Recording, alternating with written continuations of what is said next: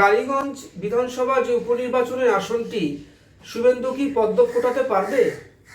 আজকে এই আসনটি ছিল তৃণমূলের, সেই তৃণমূল সদস্য তার মৃত্যুতেই এই উপনির্বাচনটি হচ্ছে। কিন্তু শুভেন্দু অধিকারী তিনি যে বিভিন্ন জায়গায় যত্রতত্র মিছিল মিটিং করে বেড়াচ্ছেন, কিন্তু দেখতে গেলে আজকে এত বড় একটা উপনির্বাচনে সেভাবে তার কিন্তু সঙ্গে কেউ নেই। তাকে দেখা গেল না, কোনো বড় নেতা সেই ওখানে প্রচার করতে দেখা গেল না।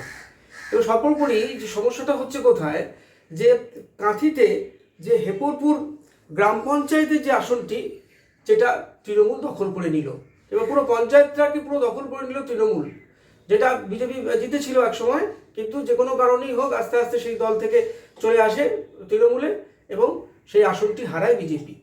তাহলে বিধানসভা নির্বাচনের আগে, 26-এর বিধানসভা নির্বাচনের আগে যদি একটা পঞ্চায়েতকে ধরে রাখতে না পারে শুভেন্দু অধিকারী, তবে একটা উপনির্বাচন, একটা বিধানসভা কেন্দ্র কি করে আপনি আশা করছেন?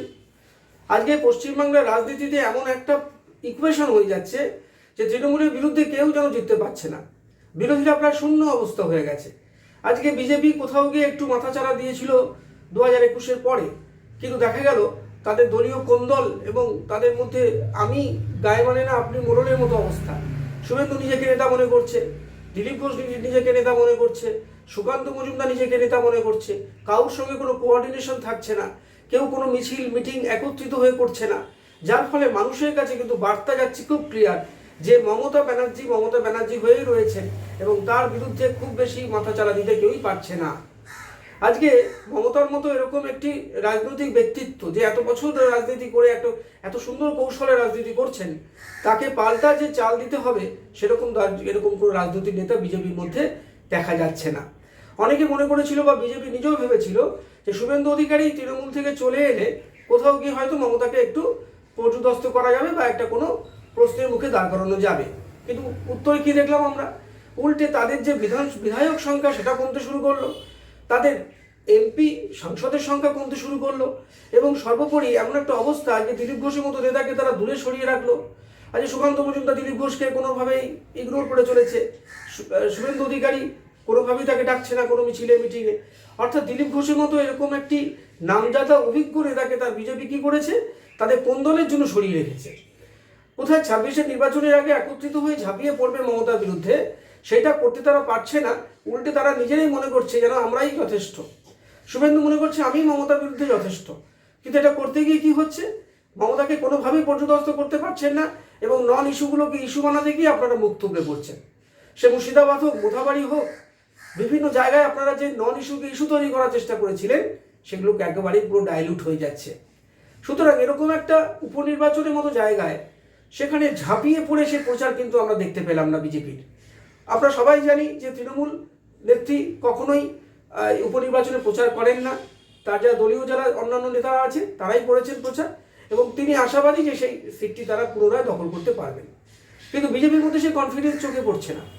আজকে একটা ভাবুন, কাঁথির মতো জায়গা, যেটাকে বলা হয় নাকি রাজকুমারের ঘর, শুভেন্দু শিশির অধিকারীদের ঘর নাকি ওটা, সেই ঘরে একটা যদি পঞ্চায়েত যদি আপনারা হাত ধরে রাখতে না পারেন, তবে কি করে আশা করছেন যে 26-এর মতো এত বড় একটা মহারণ, এত বড় একটা যুদ্ধ, রাজনৈতিক যুদ্ধে আপনারা জয়লাভ করবেন? চ্যারিটি বিগিনস অ্যাট হোম একটা কথা আছে, মর্নিং শোজ দ্য ডে। অর্থাৎ এক সকাল দেখলেই যেমন মোটামুটি বোঝা যায় দিনটা কেমন যাবে, সেরকম একটা পঞ্চায়েতকে ধরে রাখতে না পারলে কি করে আশা করছেন আপনারা যে একটা বিধানসভা ধরে রাখবেন, এরকম আগামী দিনে আপনারা মমতার সঙ্গে লড়াই করে নাকি জয়লাভ করবেন? এটা পুরোপুরি একটি অলীক কল্পনা হয়ে গেল না? কেন এরকম হচ্ছে? সিপিএম শূন্য হয়ে গেছে, কংগ্রেস শূন্য হয়ে গেছে, বিজেপি কি তবে এবার ওই এলওপি পদটা হারাতে চলেছে? কেন এ কথা উঠছে রাজনৈতিক মহলে? এমন একটা পরিস্থিতি তৈরি হচ্ছে যে মমতাকে কোনোভাবেই আপনারা কিন্তু কোনোভাবে পর্যদস্ত করতে পারছেন না, কোনো একটা আন্দোলনকে এমন একটা দানা বাঁধতে পারছেন না যেটা মমতা সরকারকে অত্যন্ত ট্রাবলে ফেলতে পারে। সে আরজি করে আন্দোলনই হোক বা অন্যান্য বিষয় হোক, আপনারা কিন্তু সেভাবে দানা বাঁধতে পারছেন না, একটা কনসলিডেট করতে পারছেন না। আপনারা হিন্দু করে লাফাচ্ছেন, কিন্তু আপনারা এটা খেয়াল করছেন না যে প্রচুর পার্সেন্টেজ অফ হিন্দু কিন্তু মমতাকে ভোট দিচ্ছে।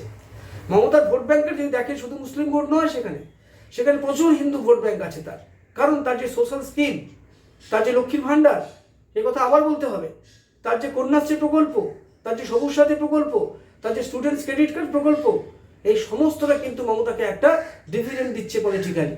তার জন্য মমতাকে কিন্তু অত্যন্ত রকমের চাইছে, বিশেষ করে মহিলারা।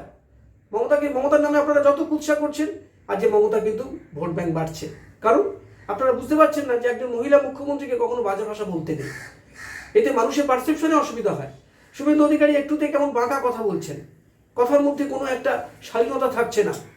এইটা কিন্তু কোনো পলিটিক্যালি একটা আপামর লিডার হতে গেলে কিন্তু এটা হলে চলবে না। আপনি যদি দেখেন যে সিপিএম এর সময় মমতা প্রচণ্ড বিরোধিতা করেছে, কিন্তু কোনো খারাপ ভাষা ব্যবহার করেনি। আপনারা কি করছেন, মমতার বিরুদ্ধে প্রচার করতে গিয়ে বাজে ভাষা বলে ফেলছেন, মাথা গরম করে ফেলছেন, আর তার ফলে কি হচ্ছে, এই জাতীয় সমস্যা দেখা যাচ্ছে এবং বিজেপিকে একটা ছন্ন ছাড়া রাজনৈতিক দল বলে মনে হচ্ছে। সেই কারণে এরকম একটি ইম্পর্টেন্ট একটি বিধানসভার উপনির্বাচনে আপনারা জয়লাভ করতে পারবেন কিনা সেটা নিয়ে সন্দেহ থেকেই গেল। আমাদের ভিডিও ভালো লাগলে লাইক ও শেয়ার করুন, কমেন্ট সেকশনে গিয়ে জানান আপনাদের মতামত। আরও ভিডিও পেতে চ্যানেলকে সাবস্ক্রাইব করুন।